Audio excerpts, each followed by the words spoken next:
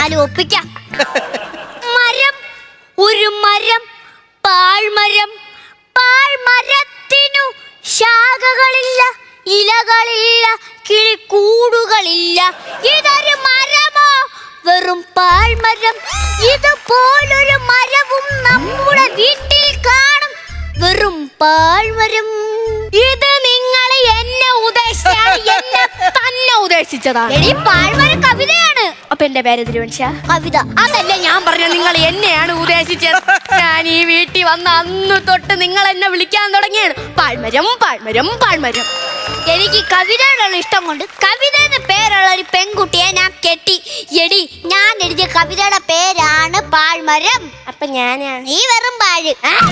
നീ വെറുതെ പാഴ്വാക്കുകൾ പറഞ്ഞെന്നെ വിഷമിപ്പിക്കരുത് എന്നാണ് ഞാൻ പറഞ്ഞത്. അല്ല മനുഷ്യ, നിങ്ങളെന്താ പണിക്ക് പോവാത്തത്? നീ ഇത് തന്നെ എന്നോട് ചോദിക്കണം. പിന്നെ തന്നോടല്ല, ഞാൻ എന്നോട് വെച്ചിട്ട് എന്തൊരു കാര്യം? അതല്ല എടി, ഈ സ്കൂളിൽ പണിക്ക് പോയിക്കാൻ ഒരു പ്രശ്നമുണ്ട്. എന്ത് പ്രശ്നം? സ്ഥിരമായിട്ട് പണിക്ക് പോകണം. സ്ഥിരമായിട്ട് പണിക്ക് പോകണം ഒരു പ്രശ്നമാണോ? ഈ നാട്ടിൽ എത്രയോ ആൾക്കാർ സ്ഥിരമായിട്ട് പണിയില്ല അങ്ങോട്ടും ഇങ്ങോട്ടേക്ക് നടക്കണം.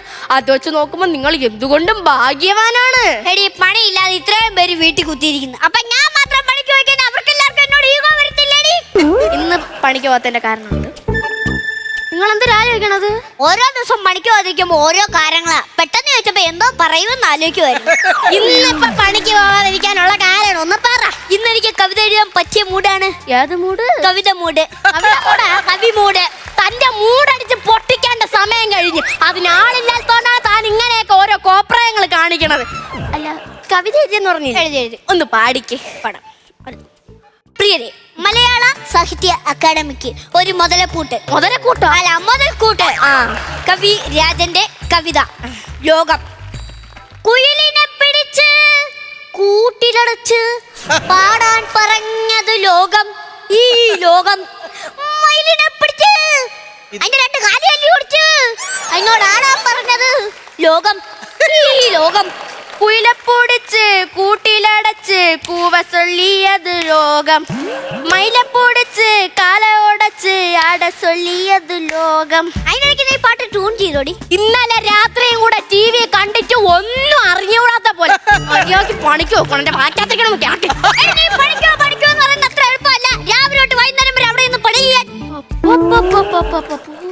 നീ ഇതൊക്കെ ഒരു ദിവസം മാറ്റി പറയും.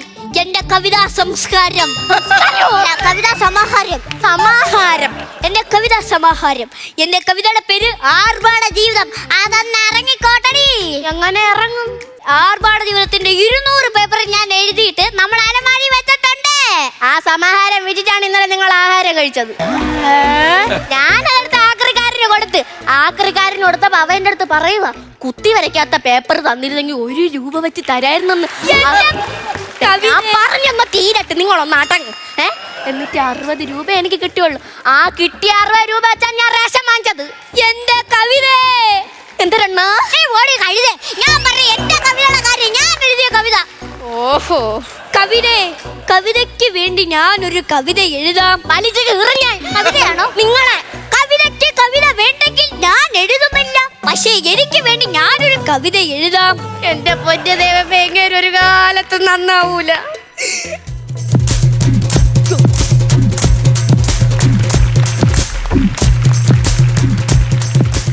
നമസ്കാരം. പൂജപ്പുരന്ന് വരുന്നു. സ്വന്തമായിട്ട് വീടില്ലേ? എന്താ അങ്ങനെ വെച്ചാ? പൂച്ചേരെ പോരെന്ന് പറഞ്ഞു. പൂച്ചേരെ പോരെന്ന് പറഞ്ഞതല്ല, ഞാൻ വരുന്ന സ്ഥലത്തിന്റെ പേര് പറഞ്ഞ പൂജപ്പുര. കവി രാജൻ ചേട്ടന്റെ വീട്. രാജന്റെ വീടൊക്കെ തന്നെ, കവിയല്ല കവിത. കവിത എഴുതുന്ന രാജൻ ചേട്ടന്റെ വീട്. അങ്ങനെ ചുമ്മാ പേപ്പറിൽ ഓരോന്ന് കുത്തി വരച്ചോണ്ടിരിക്കും. കവിതയാണോ മണ്ണാങ്കട്ടയാണോന്നൊന്നും എനിക്കറിഞ്ഞു. അല്ല, നിനക്ക് ഇവിടെ അഡ്രസ് മനസ്സിലായി? ഇങ്ങനെ വീട് താണെന്ന് കവിതയുടെ താഴെ വെണ്ടയ്ക്ക് അക്ഷരത്തിൽ എഴുതിക്കല്ലോ അഡ്രസ്. അപ്പൊ അങ്ങനെ പറഞ്ഞിട്ടാണ് കാര്യം. നിന്നെ പറഞ്ഞിട്ട് കാര്യമില്ല. എന്റെ ജീവിതം വെച്ച് കളിക്കരുത്. അയാളെ ഒന്ന് വിളിക്ക്. ഓഹോ, അപ്പൊ ഇതിന്റെ ഇടെ അങ്ങനെയൊക്കെ നടന്നല്ലേ? അപ്പൊ എന്നെ ഒഴിവാക്കാനായിരുന്നു പ്ലാൻ. ആരുടെ പ്ലാൻ? നിങ്ങളുടെ. അനാവശ്യം പറഞ്ഞോണ്ടല്ല. ഒന്ന് രാജൻ ചേട്ടനെ വിളിക്ക് പ്ലീസ്. ഈ കാര്യം എന്താണെന്ന് എന്റെ അടുത്ത് പറ, ഞാൻ അങ്ങേരോട് പറഞ്ഞോളാം. പറഞ്ഞുതരാം. എന്റെ ഭർത്താവ് ഇവിടുത്തെ ചേട്ടന്റെ കവിത വായിച്ച് നാട് വിട്ടുപോയി. ശരിക്കണോ? എന്റെ ഭർത്താവ് എവിടെ കിടന്ന കിഴകരടി. ഇങ്ങനെ കവിതയൊക്കെ മനുഷ്യൻ വായിക്കൂ? അറിയാതെ പറ്റിപ്പോയതാ ചേച്ചി. ഇങ്ങനെയൊക്കെ സംഭവിക്കുമെന്ന് നേരത്തെ അറിയാമെങ്കിൽ പിന്നെ എന്തിനാ കവിത എഴുതിപ്പിക്കുന്നേ? ഞാൻ പറഞ്ഞിട്ട് അങ്ങേര് കവിത എഴുതണത്. അങ്ങേര് അച്ഛനും അമ്മയും ഇവിടെ ആയിരുന്നു താമസം. അവരുടെ വെഡിങ് ആനിവേഴ്സറി അന്ന് ഇങ്ങേര് ഒരു കവിത എഴുതി സമ്മാനമായിട്ട് അങ്ങ് കൊടുത്ത്. അത് വായിച്ചെന്റെ അന്ന് ഈ വീട്ടിൽ നിന്ന് ഇറങ്ങി പോയതാണ്. ഇതുവരെ ഒരു കോള് പോലും ചെയ്തിട്ടില്ല. ഇതൊക്കെ എനിക്ക് അറിയാവുന്നതുകൊണ്ടാണ് ഞാൻ എങ്ങനെ കവിതയൊന്നും വായിക്കാത്തത്. എന്റെ ചേട്ടന് വല്ലതും പറ്റിക്കഴിഞ്ഞാൽ ഞാൻ സമാധാനം പറയിപ്പിക്കും. ഞാൻ എങ്ങനെയുണ്ടേ സമാധാനം പറയാൻ? ഒന്നാമത് എങ്ങനെ കെട്ടിയ പിന്നെ ആരെങ്കിലും ആ വാക്കൊന്ന് പറയുമ്പോഴാണ് ഞാൻ സമാധാനം എന്നെങ്കിലേ ഒന്ന് കേൾക്കണം. അപ്പോഴാണ് ഞാൻ സമാധാനം പറയാൻ പോണത്. അയാളെ കാണാതെ ഞാൻ ഇവിടെ പോകത്തില്ല. നിന്റെ ഭർത്താവിനെ കണ്ടുപിടിച്ചാലേ ഞാൻ Todi സൈക്കാട്രിസ്റ്റാ.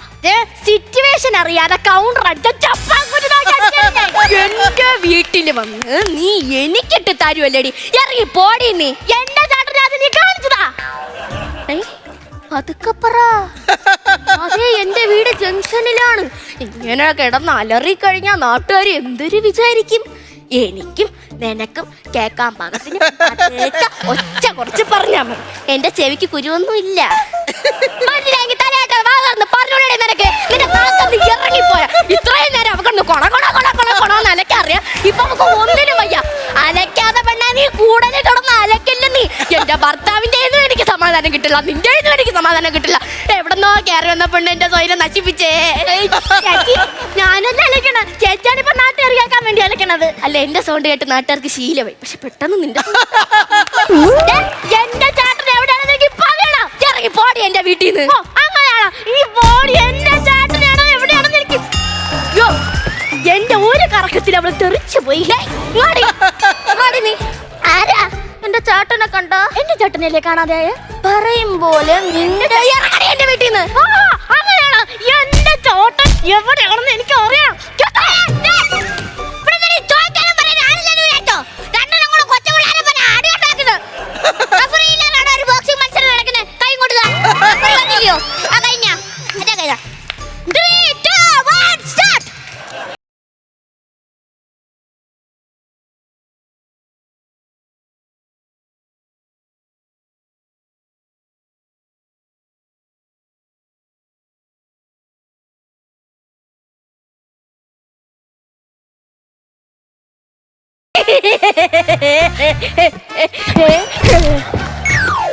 And the winner is Kavitha Rajan. നമുക്ക് പോവാ. അല്ലടി, ഈ പെങ്കൊച്ചേതൊരു തട്ടി വിളിച്ചു നോക്ക്, അപ്പൊ മനസ്സിലാവും നല്ല പരിചയമുള്ള ആളാ. കൊച്ചേ അങ്ങോട്ട് എനിക്ക് ആരാ പ്രശ്നം എന്നാ? കൊച്ചിന് പ്രശ്നം എന്നാ? കവിതയാണ് പ്രശ്നം. കണ്ടോടി, ഇപ്പൊ വന്നു കയറിയ കൊച്ചിന് വരെ അറിയാം കവിതയാണ് പ്രശ്നം. കല്യാണം കഴിഞ്ഞ് പിറ്റേ ദിവസമാണ് ഞാൻ മനസ്സിലാക്കുന്നത് നീയാണ് മെയിൻ പ്രശ്നം. കവിത നിന്നോട് ഞാൻ ആയിരത്തൊന്നോട്ട് പറഞ്ഞാൽ ആശയില്ല പ്രശ്നത്തിനൊന്നും പോരുതെന്ന്. എടാ, ഞാനല്ല പ്രശ്നം, നിങ്ങളുടെ കവിതയാ പ്രശ്നം. എന്റെ കവിത നീ അല്ലേടി? ഒറ്റ അലക്കി തരും കേട്ടിട്ട്. നിങ്ങൾ എഴുതുന്ന കവിതയാണ് പ്രശ്നമൊന്നും. കൊച്ചേന്റെ പ്രശ്നം എന്ന് പറ. എന്റെ ഭർത്താവ് നിങ്ങളെ കവിത വായിച്ച എന്നെ ഉപേക്ഷിച്ച് നാട് വിട്ടുപോയി.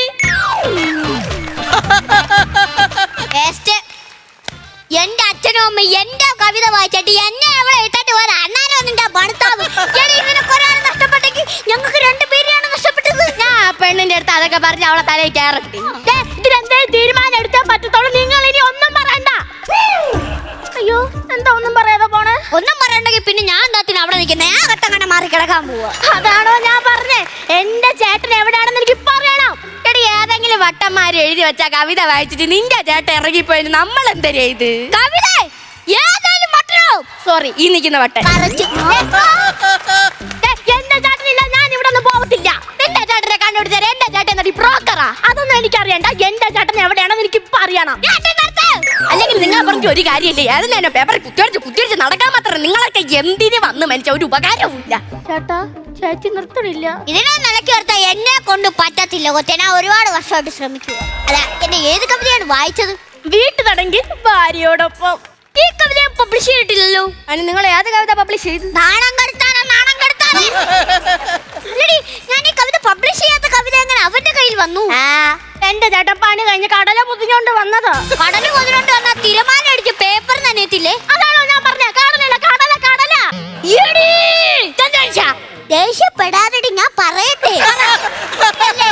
കവിതയുടെ പേപ്പർ എല്ലാം ആക്രിക്കാരന് കൊടുത്തത് തന്നെ. നിങ്ങൾക്ക് വല്ല കുഴപ്പമുണ്ടാ? അങ്ങനെയാണെങ്കിൽ ഞാൻ സംശയിച്ചിട്ട് പറയാം. കുട്ടിഞ്ഞു വരും. ഇത് ഞങ്ങള് അറിഞ്ഞുകൊണ്ട് ചെയ്തതല്ല. ഇത് നിങ്ങളുടെ ജീവിതത്തിൽ സംഭവിക്കാൻ ഇരിക്കാൻ ഉള്ളതായിരുന്നു. അല്ലെങ്കിൽ ഇവൾ ഇവിടുന്ന് ഒഴിവാക്കിയ എന്റെ കവിതയുടെ കടലാസുകൾ ആക്രിക്കാരൻ വാങ്ങിച്ചതും ആ ആക്രിക്കാരന്റെ കയ്യിൽ നിന്ന് ആ കവിത എഴുതിയ കടലാസുകൾ കടലക്കാരൻ വായിക്കും. അതേ കടലക്കാരന്റെ കയ്യിൽ നിന്ന് ആ കവിത എഴുതിയ കടലാസുകൾ കൈൻ്റെ അകത്തുനിന്ന് കടല പൊതിന് കുട്ടിയുടെ ഭർത്താവ് മേടിക്കുമോ? കുട്ടി, ഇത് വിധിയാണ്. വിധി അനുഭവിക്കാനുള്ളതാ. തന്റെ പേരിൽ ഞാൻ കേസ് കൊടുക്കും. തന്റെ വിധി ഞാൻ മാറ്റും. എടി, നമ്മുടെ പേര് കേസ് കൊടുക്കുന്നു. നമ്മളല്ല, നിങ്ങളെ പോയി വാങ്ങിച്ചോ. അങ്ങനെ ഒരു കാര്യം ചെയ്യാം. കൊത്തിയ പാമ്പിനെ കൊണ്ട് തന്നെ വിഷം ഇറക്കാം. അയ്യോ, എന്റെ ചട്ടിലെ പാമ്പ് കൊത്തിയേ. എപ്പോഴാടി കൊത്തിയേ? ചേട്ടനല്ലേ പറഞ്ഞേ? ആണ്ട്രാ, ഞാനൊരു ഉദാഹരണം പറഞ്ഞതാ കൊച്ചേ. അതായത് എന്റെ വേറൊരു കവിതയുണ്ട്. ഭാര്യയുടെ കൂടെയുള്ള ജീവിതം. ഇതവൻ വായിക്കാൻ അവൻ ഉറപ്പായിട്ടും തിരിച്ചു വരും. എന്താ ഇത്ര ഉറപ്പ്? എന്നെ ഇവിടെ വീട്ടിൽ നിന്ന് ഇറക്കി വിടുമ്പോ ഞാൻ ഒറ്റയ്ക്ക് പോയി ആ കവിത വായിച്ചിട്ടില്ല ഇങ്ങോട്ട് കയറി വരും. അതിന് എന്റെ ചേട്ടൻ എവിടെയാന്ന് വെച്ചാ? നിന്റെ എണ്ണ എവിടെ വെച്ചാന്ന് എനിക്ക് അറിയത്തില്ല. നിന്റെ ഏണ്ണോട് പോയി ചോദിക്കും. അതാണോ ഞാൻ പറഞ്ഞേ, എന്റെ ചേട്ടൻ എവിടെയാണെന്ന് വെച്ചിട്ടാന്ന്. അതെനിക്കറിയാവോ? അല്ല, ഞാനൊരു കാര്യം ചെയ്യാം. നമുക്ക് ഈ കവിത അങ്ങ് പബ്ലിഷ് ചെയ്യാം. അത് വേണോ? വേണം, നല്ല കാര്യത്തിനല്ലേ. ഒറ്റയ്ക്ക് അനുഭവിച്ചോണേ. അല്ല, പബ്ലിഷ് ചെയ്യുമ്പോഴത്തേക്ക് അവൻ എവിടെയായാലും അവന്റെ കയ്യിൽ ആ കവിത കിട്ടും. അവൻ വായിച്ചിട്ട് തിരിച്ചു വരും. ഇല്ല, തിരിച്ചു വന്നിരിക്കും. വരത്തില്ല. എന്താ ഇത്ര ഉറപ്പ്? ചേട്ടൻ എഴുത്തും വായനയൊന്നും അറിയത്തില്ല. പിന്നെ അങ്ങനെയാണ് ഈ പുല്ല് അവനെ കവിത വായിക്കുന്നത്. കടല തിന്ന് കഴിഞ്ഞിട്ട് ഞാൻ വായിച്ചു കേൾപ്പിച്ചു കൊടുത്തതാ. അത് കഴിഞ്ഞ് ഒന്നും പറയാതെ നാട് വിട്ടുപോയി. എഴുത്തും വായന അറിയാത്തവനെ കവിത വായിച്ച് കേൾപ്പിച്ചിട്ട് അവൻ നാട് വിട്ടു പോയാൽ അത് എന്റെ വിധിയല്ല, അവന്റെ വിധിയല്ല, പിന്നെ നിന്റെ മാത്രം വിധി.